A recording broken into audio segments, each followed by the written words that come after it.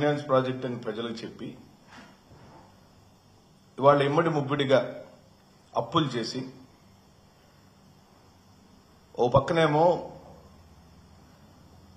ఇప్పుడు చేస్తున్న అప్పులన్నీ ఎఫ్ఆర్బిఎం పరిధిలో కావు అని చెబుతూ, అంటే ఎఫ్ఆర్బిఎం పరిధిలో చేస్తున్న లెక్కలేని అప్పులకు ఈ అప్పులన్నీ కూడా అదనం. అంతిమంగా ప్రజల నెత్తి మీద అప్పులు వారి చేతిలో చెప్పులు పెడుతుంది రాష్ట్ర ప్రభుత్వం. రాష్ట్ర ప్రభుత్వం ఇప్పటికే అప్పులను తీసుకురావడంలో రికార్డు బద్దలు కొట్టింది. గతంలో ఏ ప్రభుత్వం ఈ స్థాయిలో అప్పు చేసిన దాఖలాలు లేవు. 11 నెలల కాలంలోనే 1,43,655 కోట్ల రూపాయల అప్పుని చేసిన చరిత్ర నారా చంద్రబాబు నాయుడు. ఇందులో ఇప్పటికే అమరావతి కోసం నిర్ధారించుకున్న అప్పులు 26,000 కోట్ల రూపాయలు. ఇందులో కేవలం అమరావతి కోసం నిర్ధారించుకున్న అప్పుల విలువ 26,000 కోట్ల రూపాయలు. ఈ 26,000 కోట్లను కలుపుకొని అమరావతి కోసం తేవబోతున్న అప్పులు మొత్తం 52,000 కోట్ల రూపాయలు. ప్రియమైన రాష్ట్ర ప్రజలారా, మీడియా మిత్రులారా, 11 నెలల కాలానికే 1,47,655 కోట్ల రూపాయల అప్పులు చేసిన ఈ ప్రభుత్వం కేవలం అమరావతి నిర్మాణం కోసమే 52,000 కోట్ల రూపాయల అప్పులను ఇప్పటికే తీసుకురావడంలో విజయవంతమైంది. ఒక్క వరల్డ్ బ్యాంక్ నుంచే 15,000 కోట్ల రూపాయలు, కేఎఫ్డబ్ల్యూ జర్మనీ సంస్థ నుంచి 5 కోట్ల రూపాయలు, సిఆర్డీఏ నుంచి 21,000 కోట్ల రూపాయలు, హడ్కో నుంచి 11,000 కోట్ల రూపాయలను ఈ రోజున తీసుకురావడం జరిగింది. మేమేమంటున్నామంటే, అమరావతిలో రాజధాని నిర్మాణ విషయంలో మీరు చూపిస్తున్న అత్యుత్సాహము, చొరవ, క్రియాశీలకంగా ప్రజలకు, రాష్ట్రానికి ఉపయుక్తకరమైన పనులు చేయమని చెబుతున్నాం.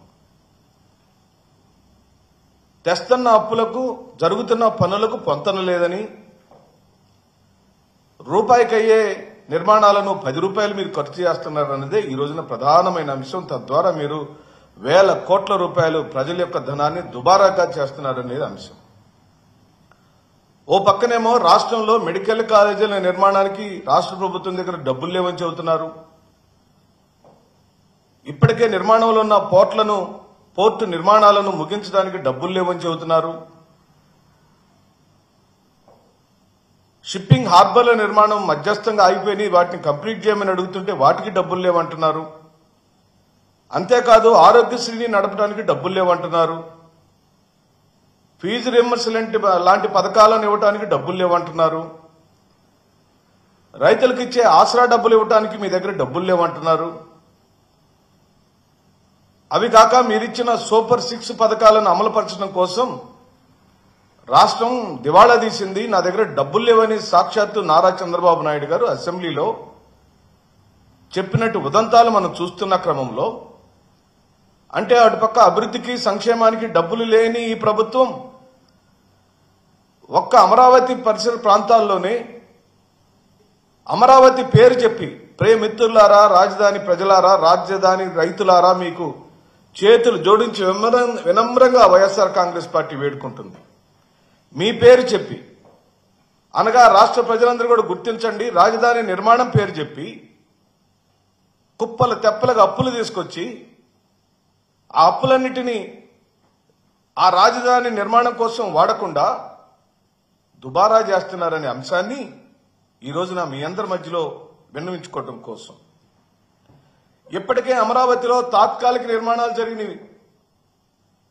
వెలగపూడిలో తాత్కాలిక గవర్నమెంట్ కాంప్లెక్స్ కేవలం 6 బిల్డింగుల కోసం 11,000 కోట్ల రూపాయలు ఇప్పటికే గత ప్రభుత్వం, అనగా 2014-19 కాలంలో పరిపాలించిన తెలుగుదేశం పార్టీ ప్రభుత్వం 11,000 కోట్ల రూపాయలు ఖర్చు పెట్టింది.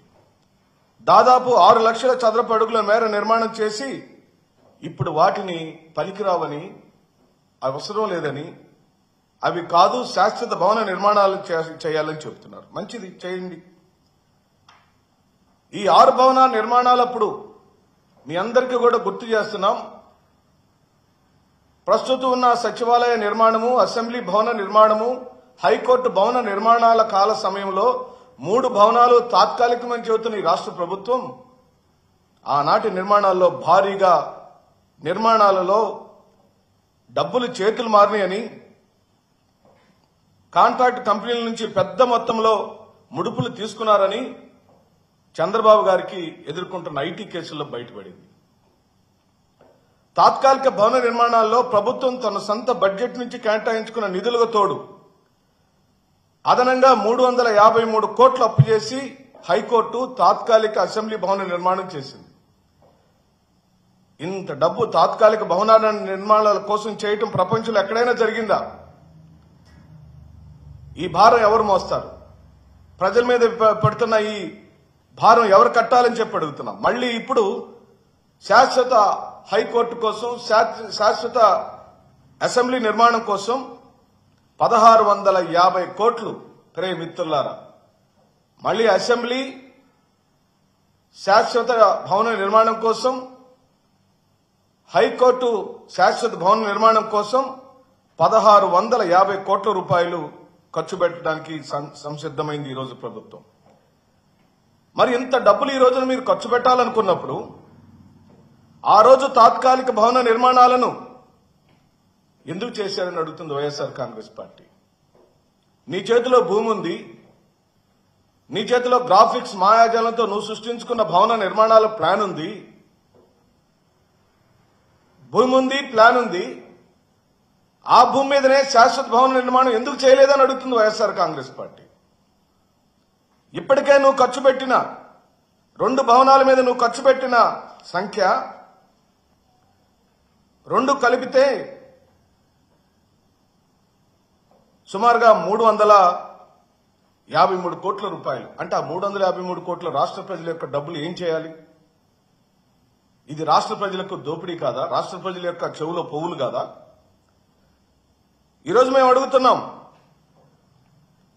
అడిగేవాడు లేడని, మీ దుర్మార్గాలను, దోపిడీలను ప్రశ్నించేవాడు లేడని విచ్చలవిడితనంగా, నిరంకుశత్వంగా ప్రజలను భయభ్రాంతులు చేయటం, పోలీసు కేసులు పెట్టడం, ఊరిలో నుంచి తరిమివేయటం అనే సంస్కృతి సాంప్రదాయాలకు తెరలేపిన తెలుగుదేశం పార్టీ ప్రభుత్వం ఈ రోజున నిస్సిగ్గుగా ఏ మాత్రం భయం లేకుండా దోపిడీకి పరాకాష్ఠకు చేరింది.